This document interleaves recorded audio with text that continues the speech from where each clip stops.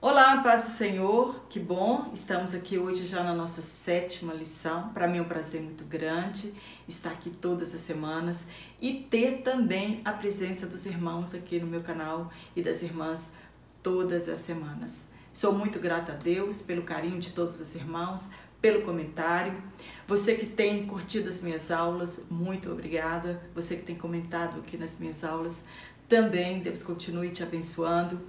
Quanto mais você se envolve com o meu canal, mais meu canal cresce e chega ao alcance de outras pessoas. Para você que está aqui pela primeira vez, eu sou Jane Martins de Souza, sou professora, também superintendente de Escola Bíblica Dominical, sou de Minas Gerais, de Curvelo, e para mim este canal, ele é um presente de Deus, poder compartilhar com os irmãos e também aprender com cada um de vocês aqui. Hoje, na lição de número 7, nós vamos falar sobre o ministério de profeta. Nós estamos falando desde a aula passada a respeito dos dons ministeriais. Na aula passada, nós falamos sobre os apóstolos, aprendemos muito. Se você não assistiu minha aula, vou deixar o link aqui, você assista a minha aula completa. E hoje nós vamos falar, o segundo dom ministerial é o dom de profeta. E o texto que foi tomado por base está em 1 Coríntios capítulo 12, a partir do versículo 27 ao 29, também Efésios capítulo 4, do versículo 11 ao 13. Então fica comigo até o final desta aula, nós vamos aprender muito juntos aqui nesta aula. Hoje nós continuaremos a respeito dos dons ministeriais, vamos falar algumas aulas ainda a respeito destes 5 ministérios, e hoje nós estamos falando do segundo ministério. Alguns comentaristas dizem que esta ordem é segundo o seu grau de importância, então hoje nós vamos falar sobre os profetas, nós vamos aprender a diferença do profeta do Antigo Testamento, do Novo Testamento e o profeta, o ministério profético, agora na atualidade. Nós iremos ver essas diferenças, né? Nós vamos aprender sobre o ministério profético pós-Igreja Primitiva, se eles ainda continuam ou se cessaram ali, depois que o cânon foi fechado. E o ministério profético, o ministério do profeta, ele é extremamente importante na atualidade. Assim como ele foi importante lá no Antigo Testamento, como ele foi importante no Novo Testamento, ele também é de vital importância para a igreja da atualidade. Hoje nós vivemos em uma era, né, nesta era atual que nós vivemos, cheios de falsos profetas, cheios de heresias, cheios de ventos de doutrina. Então nós precisamos sim de profetas nesta época. Nós estamos vivendo um mundo cheio de falsas profecias, então nós precisamos sim dos profetas verdadeiros na obra de Deus, na casa de Deus e na igreja local. Se existem profetas falsos, é porque existem realmente profetas que são homens e mulheres de Deus. O objetivo da profecia, desde o início, ele continua sendo o mesmo hoje, né? A profecia ela é para exortar, edificar, consolar, admoestar o povo de Deus. Ela consola o crente e ela revela os segredos ocultos.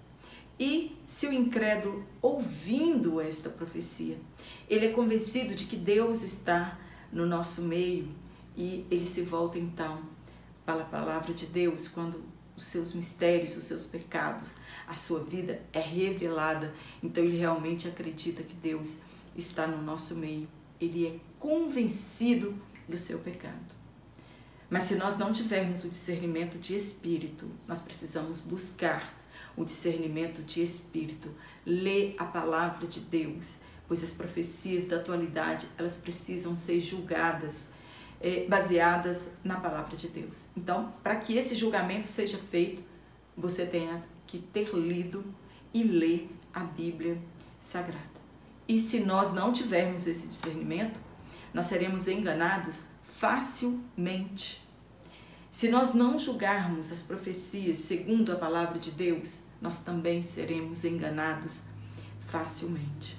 E a Bíblia diz que o falso profeta é fácil de ser reconhecido.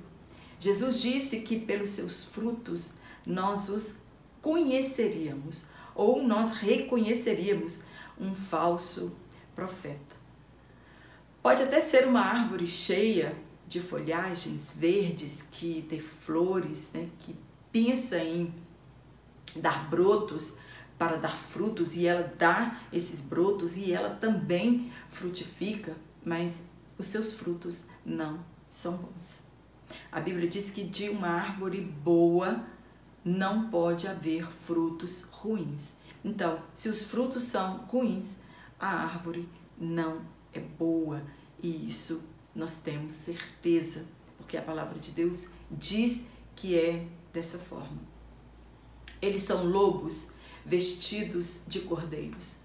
Então, a igreja da última hora, nós devemos nos atentar para essas falsas profecias, para estes falsos profetas que não foram enviados por Deus, que não falam inspirados pelo Espírito Santo de Deus.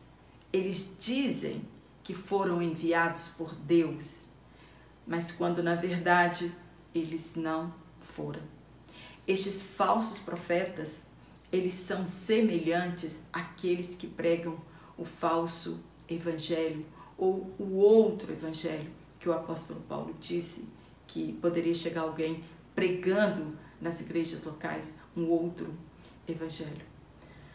Deus, ele avisa ao povo de Israel, por intermédio de Moisés, que as nações que eles iriam expulsar de diante deles eram nações que praticavam magias, buscavam adivinhadores, e que era para eles terem cuidado com este tipo de prática, que não seria assim com eles.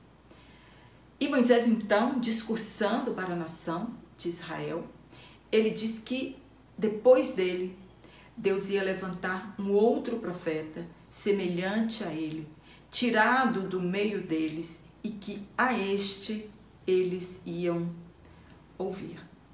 Então, quando lá no Monte Sinai, Deus estava entregando o decálogo para Moisés, para que ele fosse mediador dessas leis e que ele entregasse essas leis para o povo, a Bíblia diz que este monte fumegava, tinha trovões, tinha relâmpagos, e o povo ficou com muito medo de ouvir a voz de Deus. Então eles fazem uma petição para Moisés. Ele diz: Moisés, que Deus não fale conosco, mas que você seja o nosso mediador, que você ouça as palavras de Deus e fale conosco as palavras de Deus. Porque se nós ouvirmos a palavra de Deus, nós temos medo de morrer. Foi essa a petição que o povo de Israel fez para Moisés. E eles tiveram muito medo de morrerem ao ouvirem a voz de Deus. Então eles suplicaram a Moisés que Moisés fosse o porta-voz de Deus para entregar para eles a sua mensagem. E como Moisés ele já previa, a sua partida, por isso ele disse que Deus levantaria outro profeta semelhante a ele, a qual eles iriam ouvir. Esta era a base para a expectativa messiânica. E Deus levantou profetas e profetisas até a chegada do Messias. Em todas as épocas, Deus sempre levantava um porta-voz para falar com o povo. Se fosse falso, ele seria morto. E o critério para julgar a profecia naquele tempo era esperá-la acontecer e cumprir. E se caso não acontecesse, aquela mensagem, ela não vinha de Deus e as pessoas não precisavam ter medo daquele profeta. No tópico 1, nós vamos falar sobre o profeta do Antigo Testamento. Primeiro conceito, o que é profeta. Profeta, ele é um porta-voz de Deus. Ele ouve a mensagem de Deus e transmite para o povo. Ele falava em lugar de Deus. Eram homens e mulheres que falavam sobre o impulso direto do Espírito Santo. Às vezes, eles prediziam o futuro, mas a sua missão principal era encorajar o povo a manter-se fiel a Deus. Quando Deus levantava um profeta, ele falava para reis, para pessoas em particular, ele falava para sacerdotes, ele falava para a nação de Israel e ele falava até mesmo para reis de outras nações. Deus falava para pessoas de outras nações. E a Bíblia tem histórias incríveis, maravilhosas a respeito do poder de Deus, como ele falava com líderes de outras nações. E isso ficou oculto para nós, como é que Deus usava, quem Deus tinha usado para falar com essas pessoas a respeito do juízo dessas nações ou do que era para que aquele rei, aquele líder fizesse que Deus estivesse exigindo dele. Então, a Bíblia ela não se atém a estes pormenores, a estes detalhes de qual profeta Deus usou para falar com esses homens. E o fato mais maravilhoso de tudo isso é que todos eles creram na mensagem divina. Faraó Neco, ao encontrar-se com o rei Josias em uma batalha em Carquemes, ele disse para Josias: olha, não interfira nesta batalha. O meu negócio não é com você. O Deus de todo o mundo, de toda a criação, falou comigo e mandou que eu me apressasse para essa causa. Por isso, não interfira. Você não estará lutando contra mim, mas você estará lutando contra Deus. E quando nós lemos a história, Josias morreu naquele mesmo dia, naquela mesma batalha, porque ele não deu crédito ao que o rei do Egito, Faraó Neco, tinha falado. Então ele acabou morrendo ali mesmo naquela batalha. O rei Ciro, ele disse que Deus tinha o mandado reconstruir o templo de Jerusalém e que ele doasse tudo que o povo necessitasse para a reconstrução daquele templo. E inclusive que deixassem as pessoas partirem, aquelas que quisessem, sacerdotes, levitas, pessoas comuns, para que o templo fosse reconstruído. Deus, ele é perfeito e ele fala com quem ele quer e quando ele quer. O que deve ser dado ênfase não é a forma como Deus falou ou como a mensagem ela é recebida pelo profeta, mas nós devemos dar ênfase à mensagem proclamada pelo profeta. A mensagem profética, nós temos certeza, ela não é de origem humana, mas ela vem de Deus. E esta mensagem, ela pode ser por meio de sonhos, de visões, de revelações, todas enviadas por Deus. O profeta recebia de Deus a mensagem e entregava ao povo, diferente do sacerdote.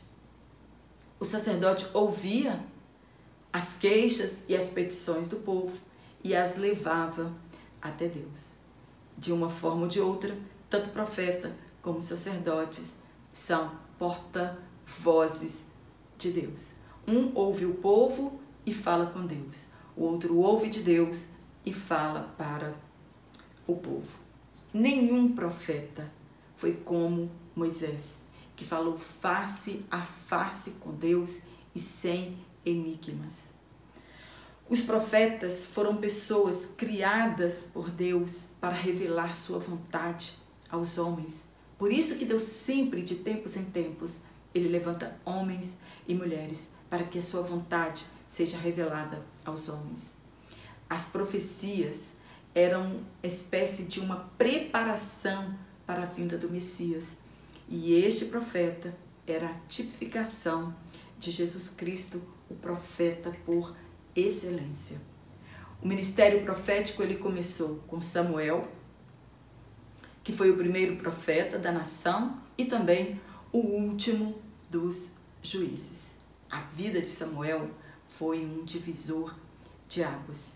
Elias e Eliseu, além de profetas, eles eram líderes do povo, operaram milagres pelo poder do Espírito Santo, ungiram reis, proclamaram a vontade de Deus e os juízos vindouros aos reis das duas nações.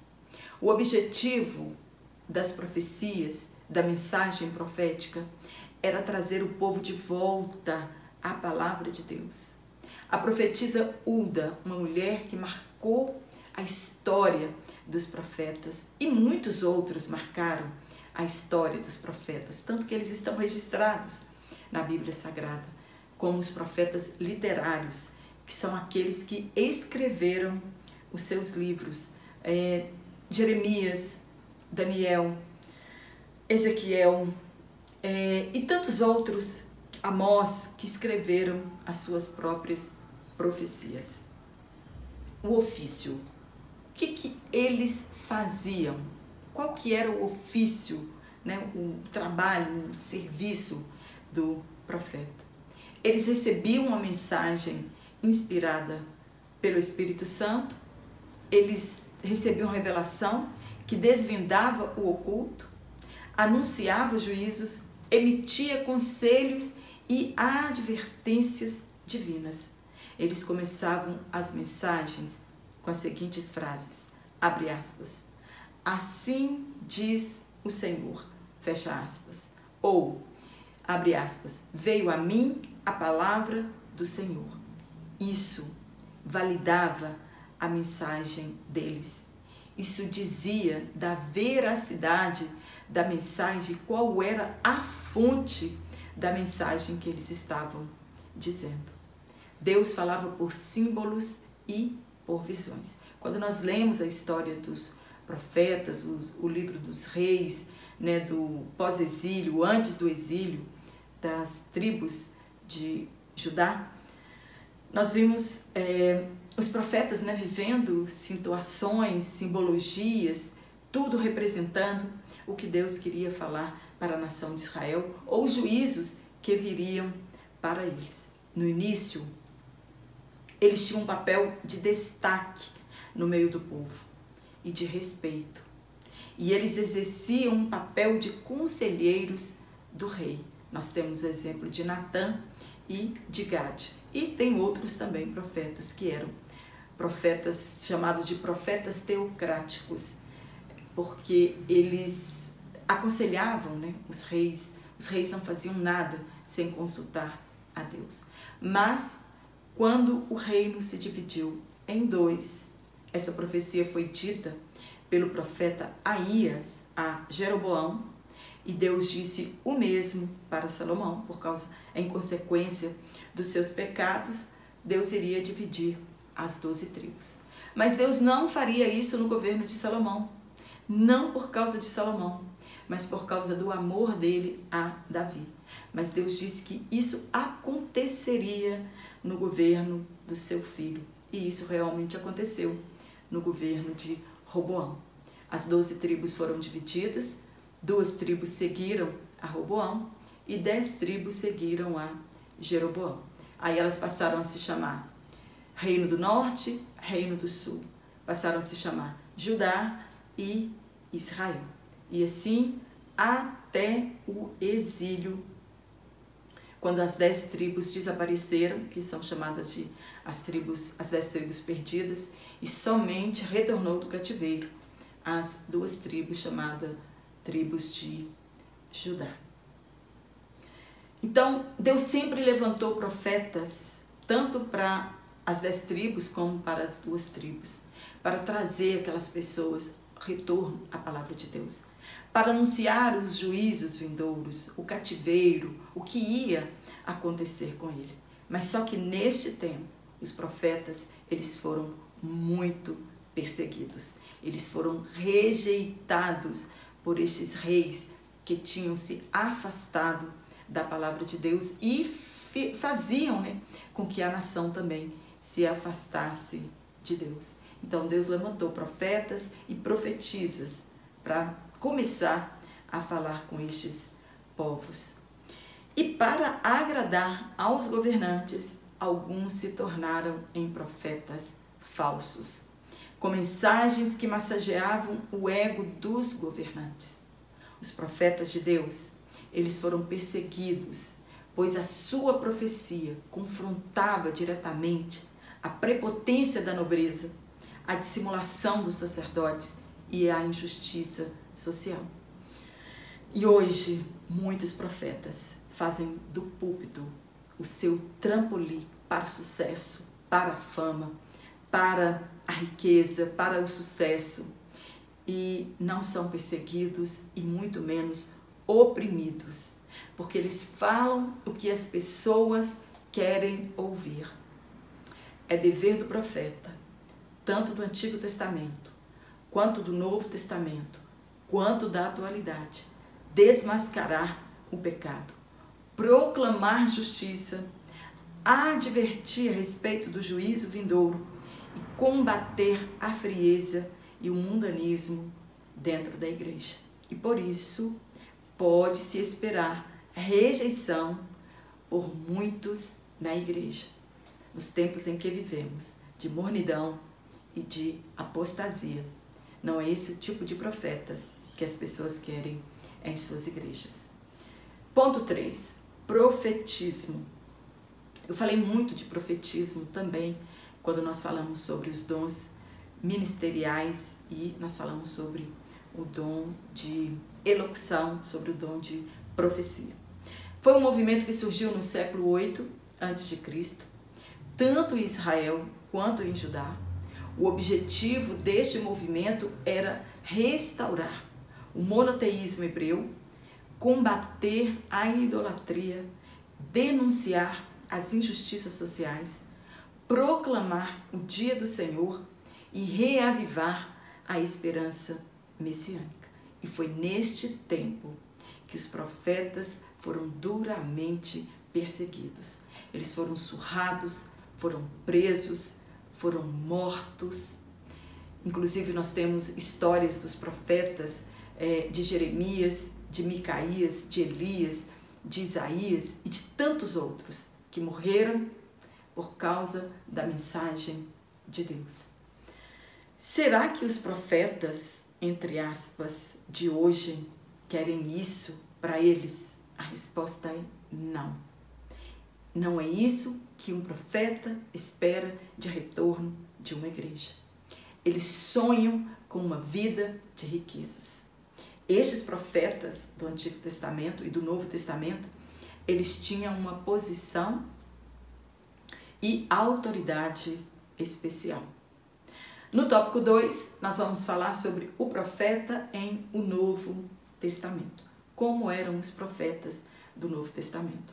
No primeiro ponto, a importância do termo profeta em o Novo Testamento. São 5 dons dados à igreja e que são apóstolos, profetas, evangelistas, pastores e doutores. Paulo ele escreveu aos Efésios que certos mistérios estiveram ocultos aos homens, mas estava sendo revelado naquela época aos apóstolos e aos profetas.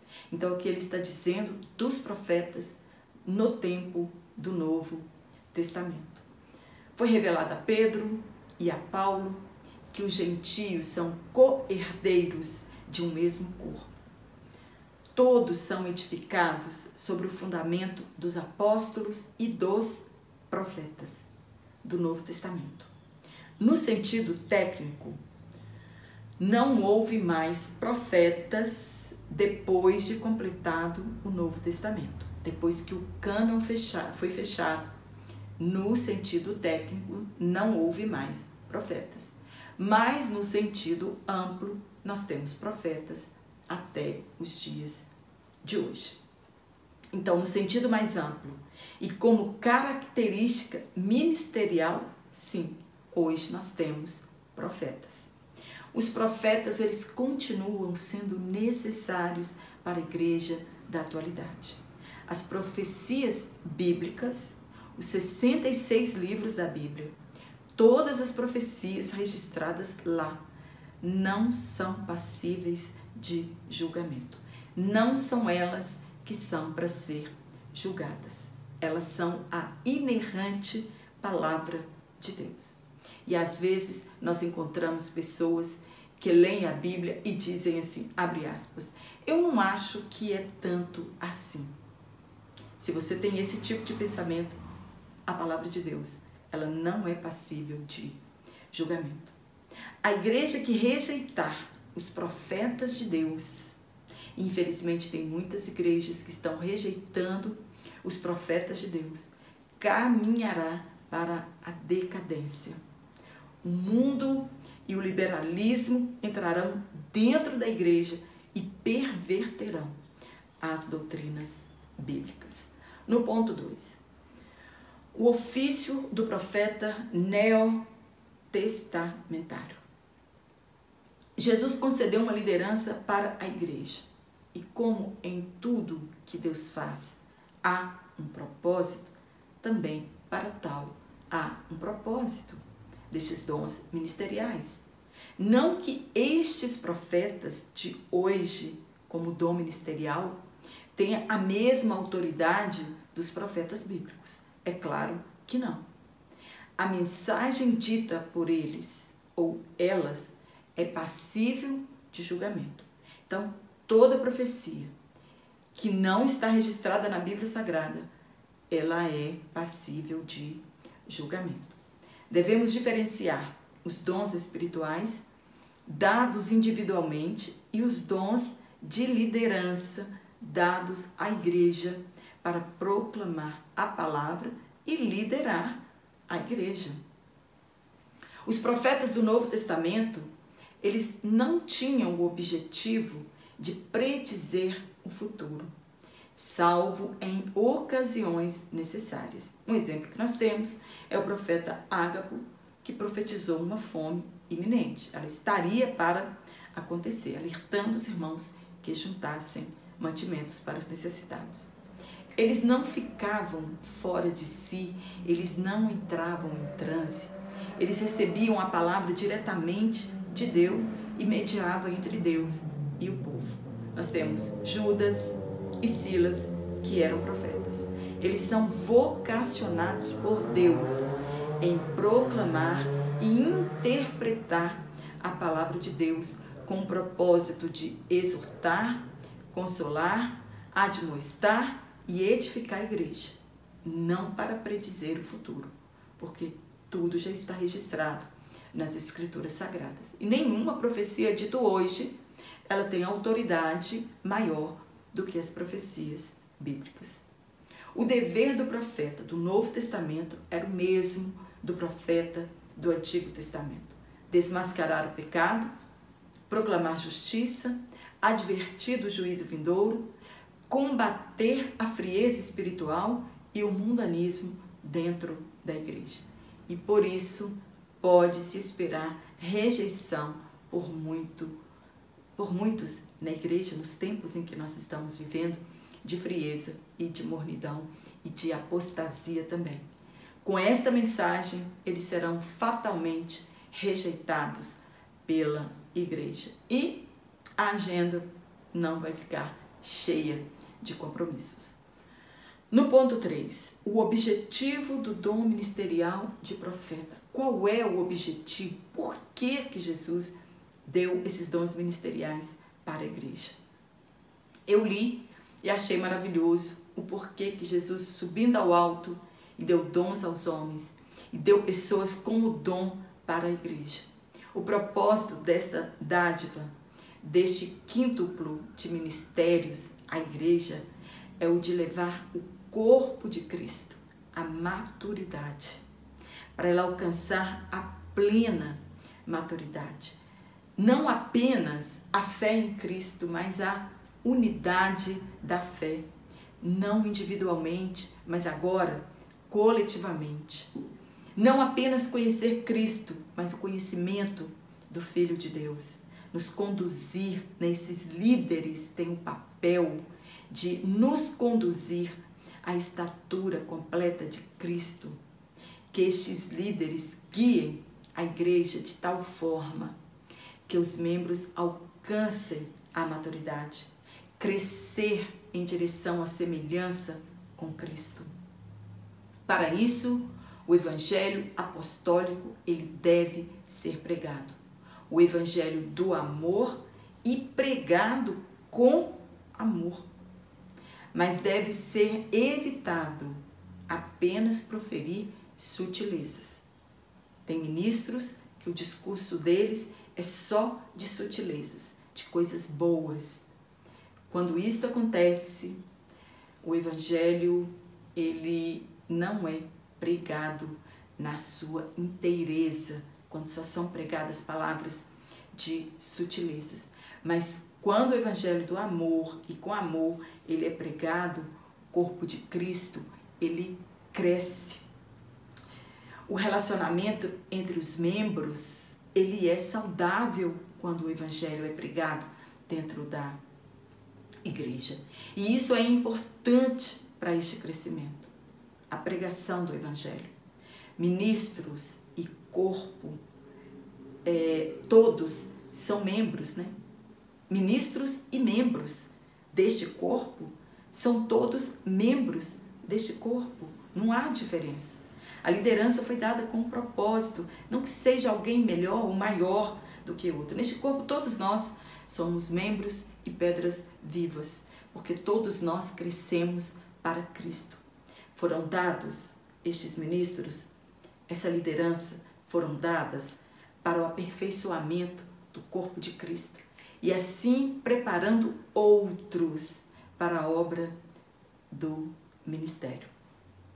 No terceiro tópico, discernindo o verdadeiro profeta do falso. O pior de tudo é a falta de maturidade em relação aos dons espirituais e os dons ministeriais.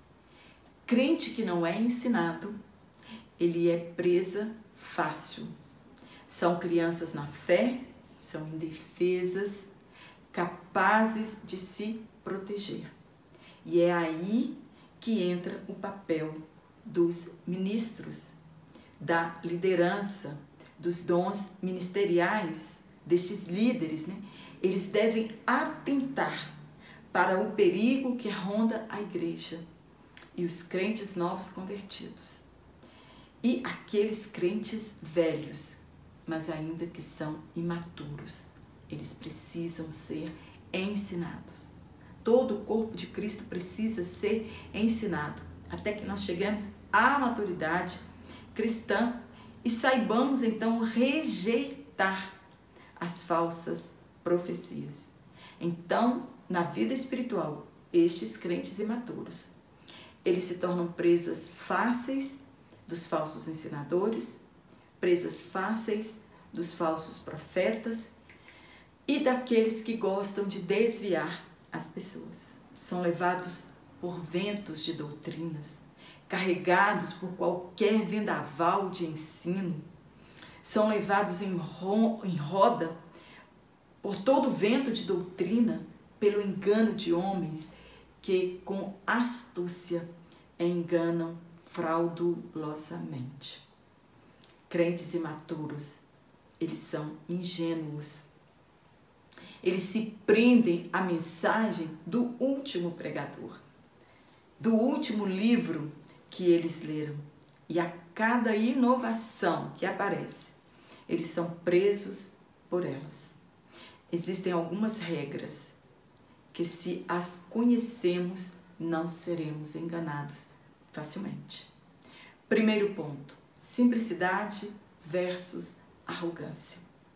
Essas são características do verdadeiro profeta: simplicidade e amor. A glória é toda de Deus. Não atraem os holofotes para si. Mesmo pregando uma palavra de juízo, seu coração transborda de amor e sua conduta simples demonstra quem ele está servindo. o maior exemplo que nós temos é o de Jesus Cristo, que em seu ministério tríplice, rei, sacerdote e profeta, ele não usurpou para si a glória, mas ele deu a glória toda para Deus. Esvaziou-se de si mesmo, mesmo sendo Deus. Não usurpou ser igual a Deus. Ele tomou a forma de servo, humilhou-se a si mesmo e foi obediente até a morte e a morte de cruz. Jesus é o nosso exemplo de servidão, de simplicidade, de humilhação, de humildade. Este é o exemplo que nós devemos servir. Este mesmo sentimento, ele deve haver em todos nós, inclusive nos profetas. O falso profeta, ele só pensa em si mesmo, em fama, riquezas, tirar proveito do evangelho. Ele mente, ilude, engana as pessoas, porque o centro é ele mesmo. Assim foi com Jeremias, que muito sofreu por causa da sua chamada e de suas mensagens de juízo para a nação contra Judá. O falso profeta Ananias distorcia toda a palavra de Deus. Ele era um falso profeta. E ele disse que o que Jeremias tinha falado não se cumpriria. O que Deus tinha dito a respeito daquela nação não ia acontecer. E que em breve seria quebrado o jugo da nação de Israel. E que Deus voltaria com tudo que Nabucodonosor tinha levado para a Babilônia, de novo para o templo de Israel. E eles então quebraram aquele jugo de madeira que estava no pescoço de Jeremias, e Jeremias foi embora. Quando ele foi embora, veio a ele de novo a palavra do Senhor. E Deus mandou que ele voltasse e disse: vocês quebraram um jugo de madeira, mas agora o jugo será de ferro na vida de vocês. Então, os profetas de Deus, eles sempre são confrontados com profetas falsos, né? E Jeremias disse para Ananias que Deus disse: você vai morrer neste mesmo ano. E assim aconteceu. Jesus disse que conheceríamos estes falsos profetas pelos seus frutos, porque a árvore má, ela não pode dar bons frutos, né? O comportamento, as obras das pessoas, destas pessoas, elas são más. Eles são cobiçosos de vanglória, de riquezas, de fama, de sucesso e de muito dinheiro no bolso. E por isso não conduzem a igreja ao retorno à palavra de Deus. Eles são mentirosos, enganadores e têm um discurso de mensagens que massageiam o ego das pessoas. Profecias que vão de encontro com as profecias bíblicas. Líderes que não se importam com o destino da nossa alma. Preocupam-se apenas em ter agendas cheias. E nós precisamos observar, não é o espetáculo, não é o show, não é a performance destas pessoas que medem o nível, o grau da sua espiritualidade, mas é o fruto que eles produzem. Hoje nós temos mais espetáculos do que louvores ou pregação do verdadeiro evangelho. Preocupam-se mais com a sua imagem do que com a pregação do evangelho. Na maioria das vezes, eles são péssimos maridos, péssimos pais. Amam o prazer e o dinheiro, são infiéis nos seus tratos, não dizimam com fidelidade, amam mais o prazer e o dinheiro do que a Deus. Não se importam de sair de igrejas em igrejas, profetizam para todas as pessoas, somente pregam bênçãos, prosperidade. Hoje eles são coaches e não pregadores, e não líderes comprometidos com a verdade. São eloquentes em suas ministrações. O ministério dele é apresentado em nome de Jesus, mas ele não está sendo usado pelo Espírito Santo. Disso nós temos certeza. devemos nos acautelar dos falsos profetas. Devemos buscar, por intermédio do Espírito Santo, discernimento espiritual para reconhecermos estes fanfarrões da fé. Os profetas de Deus não se vendem por dinheiro ou por status. Denunciam o exagero das igrejas. Não se conformam que a igreja é uma empresa, que os membros são clientes e que o ministério é profissão. Muitos, depois de fracassarem em tudo, eles correm até o pastor local e pedem um campo para trabalhar mais remunerado. Ministério é vocação, é chamada de Deus. Esses verdadeiros profetas, eles incomodam as pessoas, não se dobram e muito menos falam o que nós queremos ouvir. Não tem mensagem nova. Eles são fiéis à pregação da palavra de Deus. Se ao profeta não for permitido trazer uma mensagem de correção, de repreensão, a igreja não será o lugar em que nós ouviremos a voz do Espírito Santo. A direção humana tomará lugar do Espírito Santo. Porém, se a igreja ela ouvir a voz dos mensageiros de Deus, o pecado será abandonado e o Espírito Santo terá lugar em nosso meio. Amém? Espero ter te ajudado com este comentário. Se você gostou, dá um curtir aqui. Se ainda não se inscreveu no meu canal, se inscreva. Compartilhe em suas redes sociais para que o meu canal continue crescendo. E eu quero mandar um abraço aqui para os irmãos que me pediram. Um abraço para os irmãos da IBD em Nova Londrina, para o irmão Clinton em Massachusetts, não sei se está certo, nos Estados Unidos. Também para os irmãos no Espírito Santo, Nazaré da Mata, no Pernambuco, Fortaleza, Ceará, os irmãos de Coruripe, Alagoas, também de Planaltina, no Distrito Federal, para Feira Nova, em Pernambuco, Barreirinhas, no Maranhão, Sertãozinho, em São Paulo. Um abraço para os irmãos de Aldeias Altas, no Maranhão, também os irmãos de Maceió, Campo Mourão, em Paraná, Tucuruí, no Pará, Olinda e também para os irmãos de Recife. Um forte abraço a todos vocês. Obrigada pelos comentários, pelo carinho. Somente Deus, na pessoa de Jesus Cristo, pode retribuir o carinho de todos vocês. E eu te aguardo aqui na nossa próxima aula, se Deus assim nos permitir. Então.